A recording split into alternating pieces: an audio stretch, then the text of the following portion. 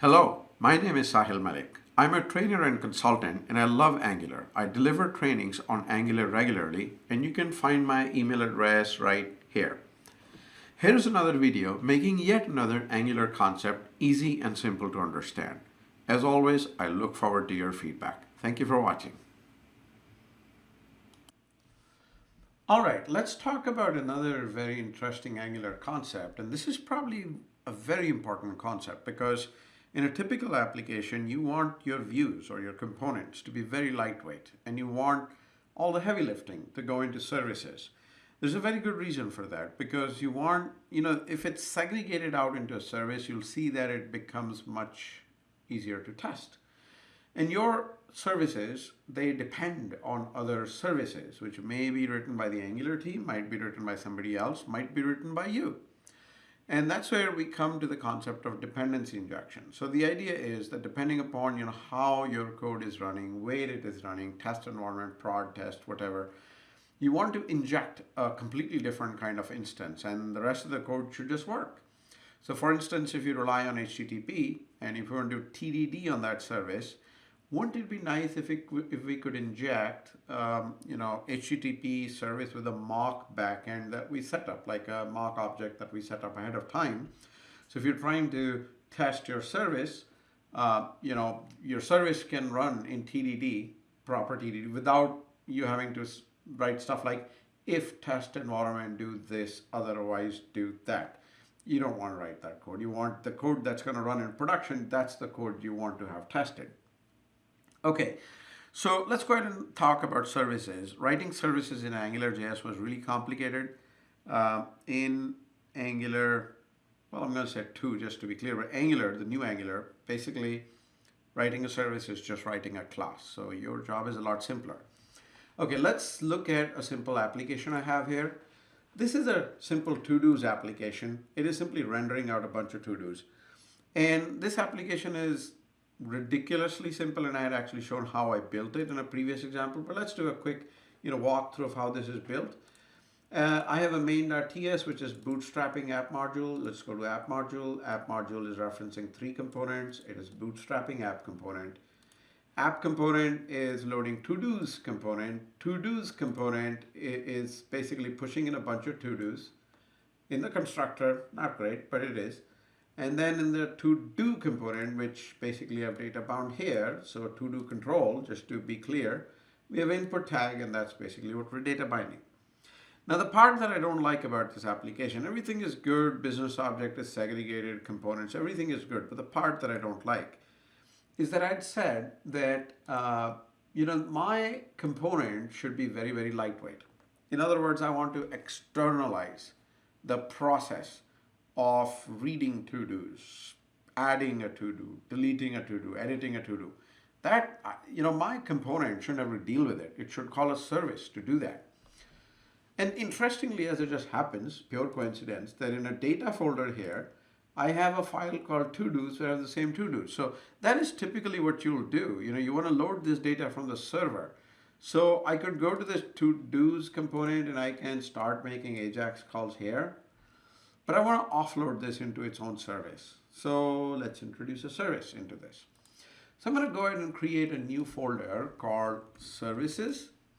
And inside of here, I'm going to go ahead and create a new file called to-do service.ts. Okay, now there's some interesting code here.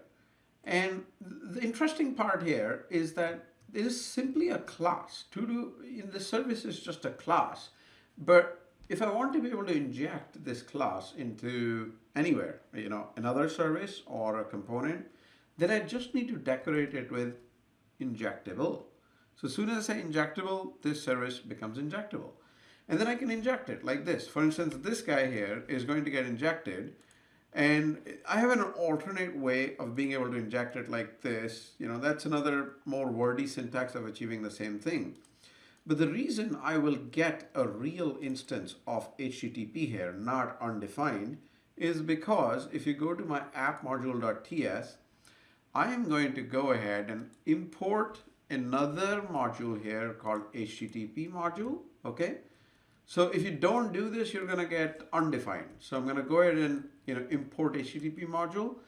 And under the imports part, so remember modules import and export. So my module wants to import HTTP module because we want to make HTTP calls.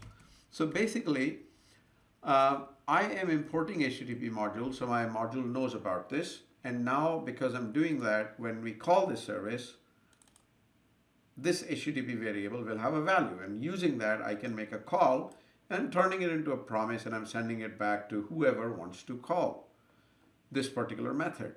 But how do they call this particular method? Now, obviously, that call is going to go right here. But the question is, how does this component get a hold of the to-do service? So for that, I'm going to actually go back to the to-do service.ts and see how is HTTP getting how is to-do service getting a hold of HTTP? Something is injecting it there, right? So it's an Angular that's injecting it there. And we have told Angular somehow that, HTTP is a service. But we just told Angular that this to-do service is also a service because we decorated it with @injectable. That's all you have to do. You have to basically tell Angular that this is a service. Okay, that's step number one. And you do that by decorating it with @injectable. Step number two is to use it. And how do we use it? Basically, I'm going to add an import for to-do service up here. Okay, step one.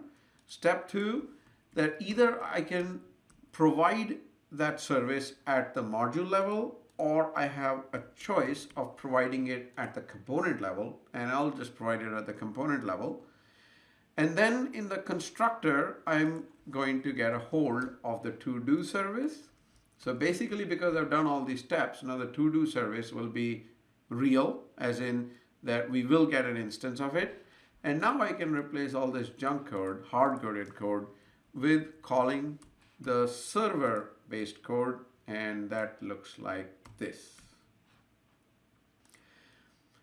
And that's really it. That's all you need to do. By doing this, let's see, are my braces matching? Doesn't look like it, right? No, they aren't. So I'm going to add another brace. Here we go. Maybe I ate one brace. Okay.